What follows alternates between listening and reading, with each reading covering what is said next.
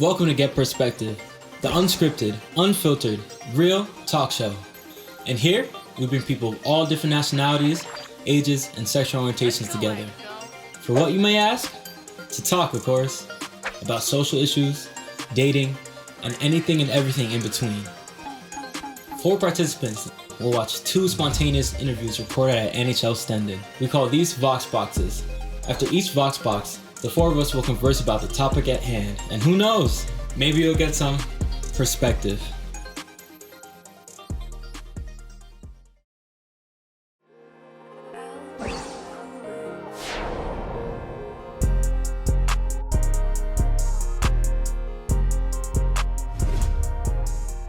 I'm here with Witzian, Eddie, Michael, Ilian. Bonetta, Killian, Hannah, hi, Nick. Marie, Louisa. Social media affects the way I perceive the world. Absolutely, yeah. It really depends on the view. Definitely. I found a difficult statement. And it kind of gives me this expectation if I ever want to visit there, okay, this is going to be awesome, this is going to look sick. It's very hard to see the world not through social media. Positively and negatively influence one's opinion. It's a lot of influences I get at once. People try to pretend that they're better or different than they are. They can influence especially like teenagers or like younger people. The media you consume has an influence, even if you don't notice it, on the way you think. Lots of different opinions that make me think. On social media, everyone has a six-pack. And now you think you have to go 6 times to the gym in a week to also get that six-pack. Social media promotes positivity and that everything is fine and that everybody is happy and working out, but it doesn't show like the bad side of life. You see that and then you think that you have to be perfect as well.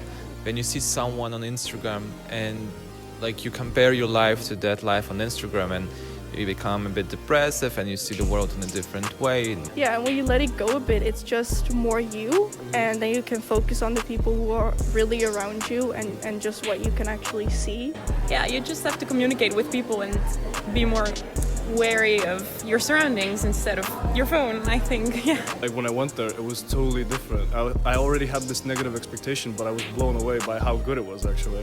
When I see people on social media, it's not really who they are. You should not post like because of others, you should post like because of yourself.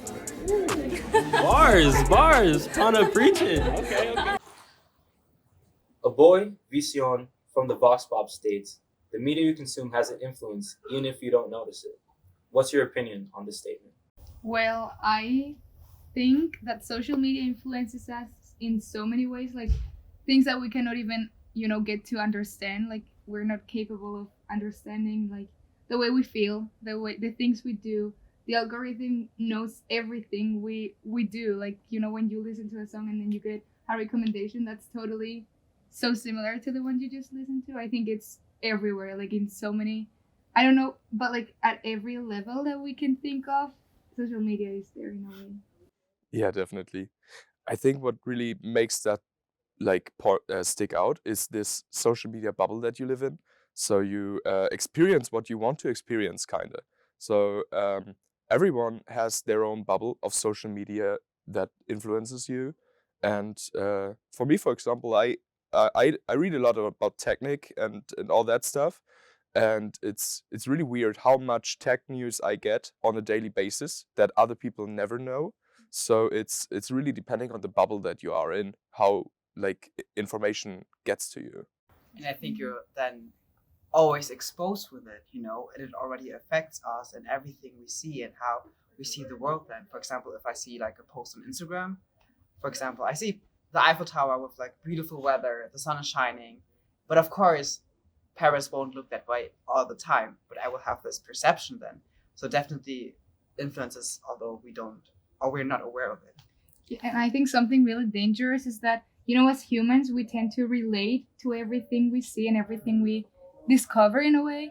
So I think it's really actually dangerous, because whatever we see, in order to relate to it, we would just compare it to ourselves. We would bring it down to our life and our everything. And I think it's so dangerous, to be honest. Yeah, and I agree with that, because social media in itself, like everyone on their social media platforms is like taking part in a performance. That's not actually you. That's like a piece of you that you're giving to other people as like a presentation of the best of you.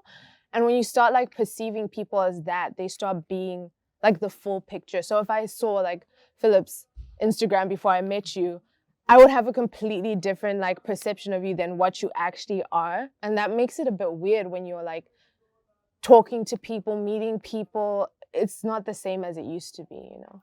A girl, Mirai, from the Voxpop states, when you let social media go, you can focus on the people who are really around you and what you actually can see. So we have this idea of two worlds, the social media world and the real world. How can we keep a separation between the two? Yeah, if I can start. uh, I think it's really weird that people see social media as a real world and perceive it as that, because social media is always just a little like blink of something that might be real. Just taking a look at parties, for example, I think everyone knows that you see a party video like cut together and you're like, oh damn, I would have loved to be at that party. And then you are like, you go to the next party and it's way worse than you expected it to be. And you're like, holy, what exactly is this kind of, am I wrong here? Is this a wrong party? But no, it's just like, you just saw that little blink.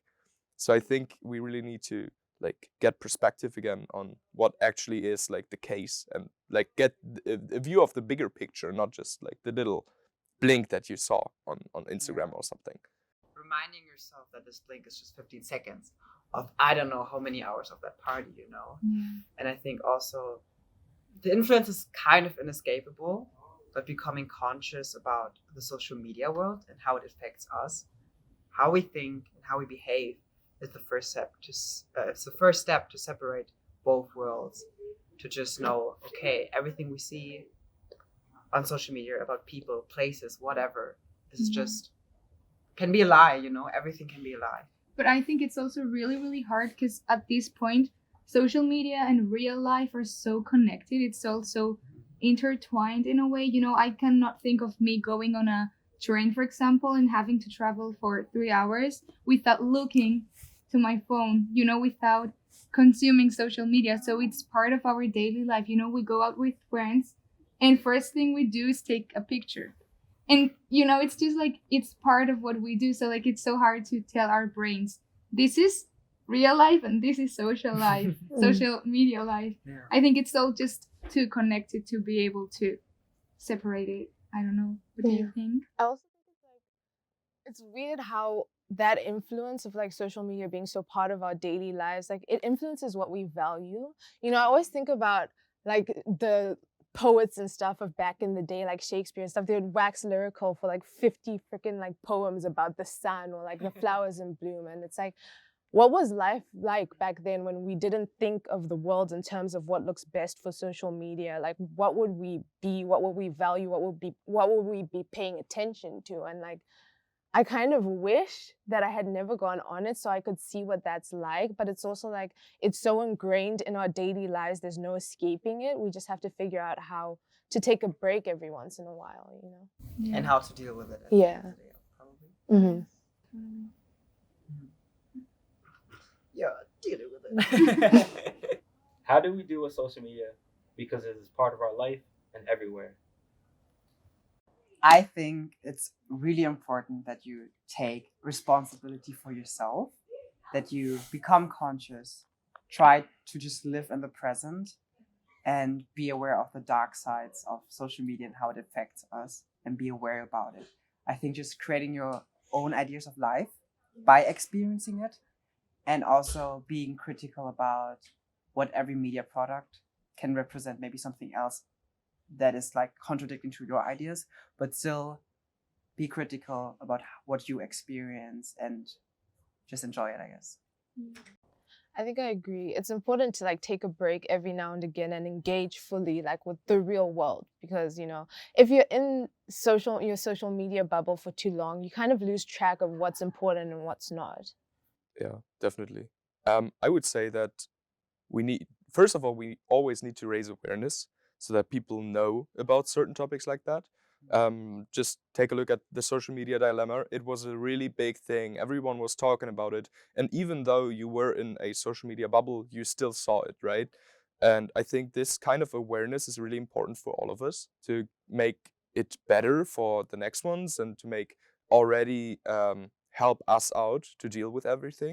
Yes, I think something really important that you said is, education. I think the key to solving any kind of trouble or problems is educating people. And I think we can educate the ones that are younger, younger generations. And I think we are now trying to figure out how to deal with social media and stuff.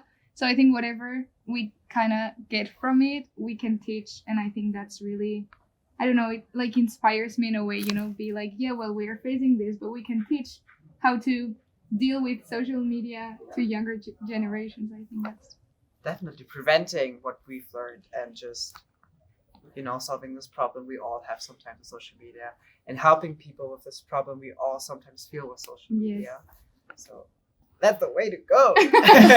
Beautifully said. Yeah, true.